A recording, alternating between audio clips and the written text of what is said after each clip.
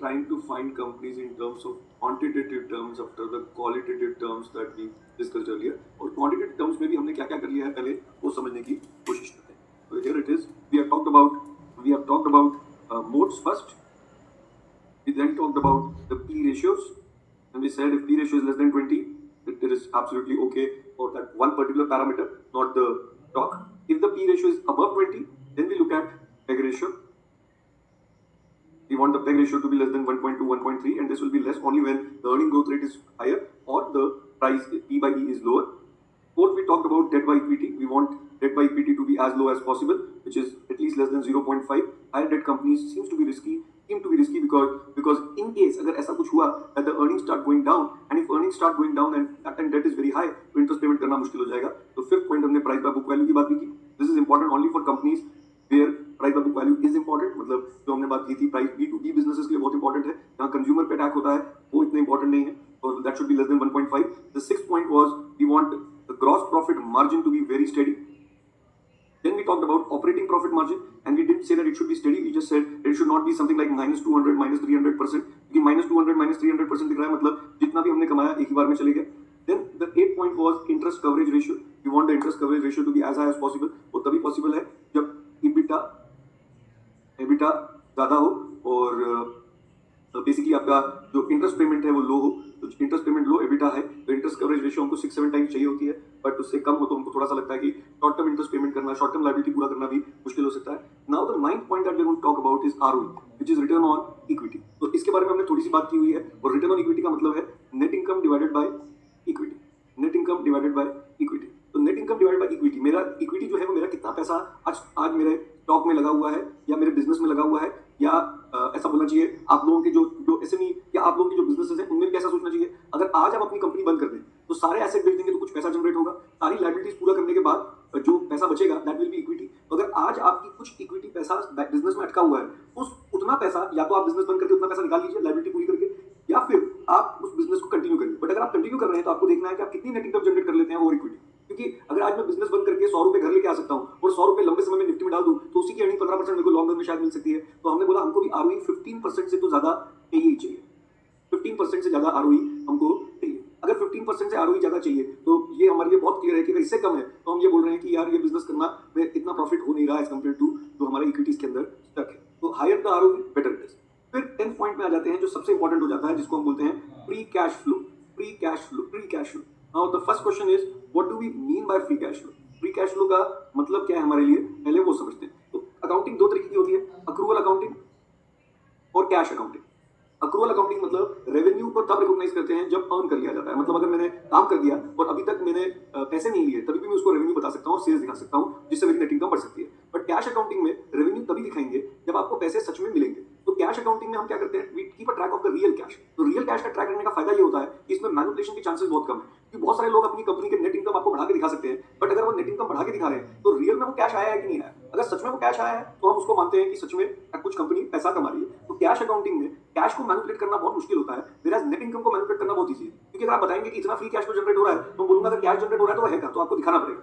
वैसे ही expense in accrual accounting is recognised when you incur it. मतलब मैंने अगर कोई सर्विसेज यूज कर ली है तो मुझे उसको एक्सपेंस दिखाना पड़ेगा चाहे मैंने पेमेंट नहीं भी की हो. लेकिन वॉलमार्ट जैसी कंपनी क्या करती है, वो लोगों से उनके प्रोडक्ट्स भेज देती है, पैसा लोग कस्टमर से ले लेती है, बट अपने वेंडर को बहुत लंबे टाइम तक नहीं देती. तो पैसा किसके पास पड़ा रहता है, वॉलमार्ट के पास पड़ा रहता है. तो कैश अकाउंटिंग में वो एक्सपेंस नहीं है जब तक वो पैसा नहीं दे देता. बट अक्रूवल अकाउंटिंग में अगर आपने उसको यूज कर लिया है, इनकर कर लिया है, तो बेसिकली आपको उसको एक्सपेंस मानना पड़ेगा. वैसे तो मेरे से अगर आप पूछ रहे हैं नेट इनकम में और फ्री कैश फ्लो में एज एन इन्वेस्टर, तो मेरे लिए I am repeating that, as an investor मेरे को ऐसा लगता है कि net income is a better picture. Better picture क्यों है, अगर वो राइट तरीके से रिपोर्ट की जाए तो जो फ्यूचर में जो कैश आने वाला है, जितना रिसीवेबल है, सब कुछ वो मेरे को दिखाई देता है. तो नेट इनकम एक इन्वेस्टर के लिए इसलिए इंपॉर्टेंट है कि उसको कंपनी का फ्यूचर भी दिखाई देता है. बट फ्री कैश फ्लो सिर्फ ये बताता है सच में कितना कैश आया. तो उसमें गड़बड़ी हो सकती है कि कैश शायद दूसरे साल में ज्यादा आने वाला है, तो उस टाइम पहले कैश कम आया तो आपको ऐसा लग रहा है कि बिजनेस अच्छा नहीं चल रहा. लेकिन नेट इनकम में अगर बिजनेस ऐसा 2 साल बाद भी आने वाला है, लेकिन अगर आपने काम कर दिया है तो उसको आप से इतना दिखा सकते हैं और उतना प्रॉफिट दिखा सकते हैं. तो वैसे तो मैं नेट इनकम को ज्यादा प्रेफर करता हूं और फ्री कैश फ्लो, बट क्योंकि नेट इनकम को ज्यादा मैनिपुलेट किया जा सकता है और फ्री कैश फ्लो को ना के बराबर मैनिपुलेट किया जा सकता है या कम मैनिपुलेट किया जा सकता है,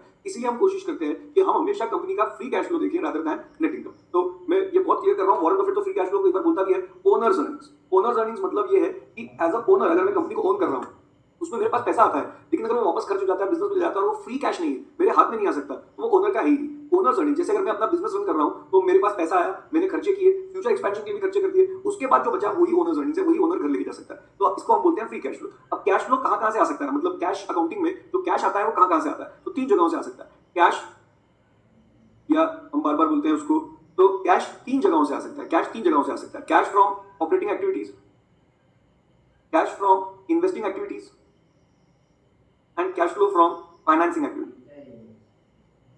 अभी समझते हैं पहले फाइनेंसिंग एक्टिविटीज और इन्वेस्टिंग एक्टिविटीज। तो फाइनेंसिंग एक्टिविटी का मतलब है कि जो मैं अपने बोरोवर से, या मैं जिनसे मैंने बोरोवर से पैसा लिया हुआ है, चाहे डेट के फॉर्म में लिया हुआ है, मतलब बॉन्ड इशू करके, या इक्विटी को इशू करके उसपे आईपीओ के फॉर्म में लिया हुआ है, या लोगों से पैसा रेज किया है, जो भी मैं लोगों से पैसा रेज करता हूँ, लोन लेता हूँ या रेज करता हूँ थ्रू इक्विटी, और जो भी मैं उनको देता हूँ, ये वाले जो कैश फ्लोज होते हैं जो उनको लेने देने के थ्रू बोरोवर्स से जो लेना और बोरोवर्स को जो देना, इस वाले को हम हमेशा बोल देते हैं cash flow from financing activity. लेकिन मैंने जब किसी बिजनेस में इन्वेस्ट किया है तो मैं उसकी फाइनेंसिंग एक्टिविटी के लिए मैंने नहीं किया है, तो मैंने उसके ऑपरेशन से जो पैसा आता है उसके लिए इन्वेस्ट किया है। क्योंकि फाइनेंसिंग एक्टिविटी तो जो है वो टेम्पररी है, लंबे समय में फाइनेंसिंग भी अच्छी तभी हो पाएगी जब ऑपरेशंस हो पाएंगे। तो अगर कोई जैसे फ्लिपकार्ट जैसी कंपनीज वो ऑपरेशन से पैसा नहीं कमा पा रही लेकिन फाइनेंसिंग से पैसा कमा रही है, बार बार पैसा रेज करते जाते हैं, उनको पैसा मिलते जाता है, तो ऐसा बोला जा सकता है कि उस कंपनी के ऑपरेशन खराब है, लेकिन उस कंपनी की मार्केटिंग या उनका जो इन्वेस्टमेंट डिवीजन या उनका जो मनी रेज करने का जो डिवीजन है वो बहुत अच्छे से अपनी कंपनी को बाहर सेल कर पा रहे हैं। इवन तो ऑपरेशंस कितना अच्छा रन कर पा रहे हैं वो मेरे ख्याल से डाउटफुल है। Similarly cash flow from investing activities का मतलब क्या है, तो इन्वेस्टिंग एक्टिविटीज से भी पैसा आता है। जैसे समझिए मैं एक स्टेशनरी हूं और मैं हर साल स्टेशनरी बेच के कुछ पैसा कमाता हूं, अचानक से मेरे पास इतना पैसा हो जाता है कि मैं एक लैंड खरीद लेता हूं। लैंड खरीदना मेरी कोर एक्टिविटी नहीं है, वो मेरी नॉन कोर एक्टिविटी है, और उससे मेरी लैंड जो मैंने खरीदी उसका रेट बढ़ते जा रहा है, और उसको मैंने फ्यूचर में बेचा तो उससे भी मेरे पास कुछ पैसा आया, लेकिन वो पैसा भी जो आया वो मेरे ऑपरेशंस का पैसा नहीं है, वो इन्वेस्टिंग का पैसा है। अगर इन्वेस्टिंग मैंने कोर एक्टिविटीज में की होती तो मैं मान लेता कि ये मेरा बिजनेस है, लेकिन इन्वेस्टिंग जब आप नॉन कोर एक्टिविटीज में करते हैं तो हम बोलते हैं ये वाले ऑपरेशंस हमको इधर से जो कैश आता है या इनमें जो कैश आता है वो हमारे काम के नहीं है, क्योंकि एज अ बिजनेस मैं सिर्फ अपने ऑपरेशन पे फोकस करता हूं, और ज्यादा मेरे पास पैसा हो जाता है तो वैसे भी अगर मुझे लैंड खरीदनी थी तो मैं अपने आप को डिविडेंड दे सकता था या मैं अपने आप को पैसा बांट सकता था, और वो पैसे से मैं लैंड खरीद सकता था। तो इन्वेस्टिंग एक्टिविटी से भी जो कैश आएगा मुझे उससे भी मतलब नहीं है, फाइनेंसिंग से भी मतलब नहीं है, मेरे को एक ही जगह से मतलब है cash flow from operating activities. तो जो ऑपरेशन से पैसा आता है वो मेरे लिए बहुत इंपॉर्टेंट बन जाता है। तो cash flow from operating activities क्या है, समझिए जैसे हम सेमिनार डिलीवर करते हैं, क्लासरूम सेमिनार डिलीवर करते हैं, तो उसके लिए जितने लोगों की फीस आई वो कैश फ्रॉम ऑपरेटिंग एक्टिविटीज है। उसके लिए हमने जो रेंटल पे जगह ली थी उनकी पेमेंट करी, लोगों ने चाय पी, जो दूसरे स्नैक्स वगैरह खाए, ये भी मेरी एक ऑपरेटिंग एक्टिविटी का खर्चा है। तो ये सारे जो खर्चे हो रहे हैं, लोगों के सैलरीज जा रही है, सब यहीं से ऑपरेटिंग एक्टिविटी से जो पैसा आ रहा है उसी से पे हो रही है। तो जो भी ऑपरेटिंग एक्टिविटी से कैश आता है और जो भी ऑपरेशंस को रन करने के लिए कैश देना पड़ता है उसका जो नेट होता है उसको बोलते हैं cash flow from operating activities, जिसको हम बोल सकते हैं सीएफओ। तो cash flow from operating activities real में बताता है कि बिजनेस पैसा कमाता है कि नहीं, या ऑपरेशंस पैसा कमाते हैं कि नहीं। बट ऑपरेटिंग एक्टिविटीज में अगर आप नोट कर रहे हैं तो इसमें जैसे मैंने कोई लैपटॉप खरीदा वो खर्चा यहाँ पे नहीं है, क्योंकि लैपटॉप जब मैं खरीदता हूँ तो उसको मैं एक्सपेंस नहीं दिखाता, इसको बेसिकली मैं एसेट काउंट कर लेता हूँ। लेकिन लैपटॉप खरीदना भी मेरे बिजनेस के लिए जरूरी है, क्योंकि लैपटॉप होगा तो ही मैं प्रेजेंटेशन दे पाऊंगा। तो अगर ये मेरी कोर एक्टिविटी है तो सीएफओ में आपने जितना भी पैसा कमाया उसमें से कैपिटल एक्सपेंडिचर मतलब expenditure that help companies to expand, तो जो मुझे खर्चे करने ही पड़ेंगे, लैपटॉप खरीदने ही पड़ेंगे, और ये जो भी मेरे को अपने बिजनेस रन करने के लिए ऐसे केपेक्स करने पड़ेंगे, बड़ी चीजें खरीदनी पड़ेंगी, उसको भी मैं पूरे के पूरे, मतलब जब मैं 50,000 का लैपटॉप खरीदता हूं तो मैं उसको 10,000 से डेप्रिसिएशन एक्सपेंस दिखाता हूं, लेकिन क्या बाकी 40,000 मेरे अकाउंट में पड़े हैं? वो 40,000 भी जा चुके हैं, क्योंकि वो जा चुके हैं वो ओनर के हाथ में फ्री कैश फ्लो के फॉर्म में नहीं आते। तो सीएफओ माइनस केपेक्स, पूरा केपेक्स जितना भी खर्चा किया आपने उस साल वो खर्चा चले गया, उसको डेप्रिसिएशन अलग अलग साल नहीं करेंगे, एक ही बार में क्या मान लेंगे, एक्सपेंस। तो सीएफओ माइनस कैपिटल एक्सपेंडिचर जो बचता है उसको हम बोलते हैं फ्री कैश फ्लो। अभी हम ये बार बार बोलते हैं कि ये जो फ्री कैश फ्लो आता है यही रियल कैश है। इसमें एक तो ये रियल कैश है ओनर का, क्योंकि मेरे को जो एक्सपेंशन करना है वो तो एक्सपेंशन करना ही है, सब करने के बाद जो पैसा बचता है ओनर के पास वो फ्री कैश फ्लो। फिर कई लोग क्या करते हैं, फ्री कैश फ्लो जो जनरेट हुआ उसको सेल से कंपेयर करते हैं और उसको वो मार्जिन निकालते हैं कि free cash flow divided by sales कितना है, और कई लोग बोलते हैं अगर free cash flow divided by sales जो है वो 10% से ऊपर है तो हम लोग इसको बोल देते हैं कि कंपनी जो है वो कैश मशीन है, क्योंकि ये कैश जनरेट कर रही है। मतलब मैंने सेल 100 रुपए की, मेरे सारे cost of goods sold, operating expense सब कुछ कर दिया, केपेक्स भी कर दिया, मतलब जो मेरे को अगले खर्चे करने थे जो नेट इनकम में नहीं दिख रहा वो करने के बाद भी मेरे पास 10 रुपए बच जाते हैं। तो इसका मतलब एक कंपनी है जो 100 रुपए की सेल करती है, सारे खर्चे करने के बाद एक्सपेंशन करने के बाद भी 10 रुपए छोड़ जाती है।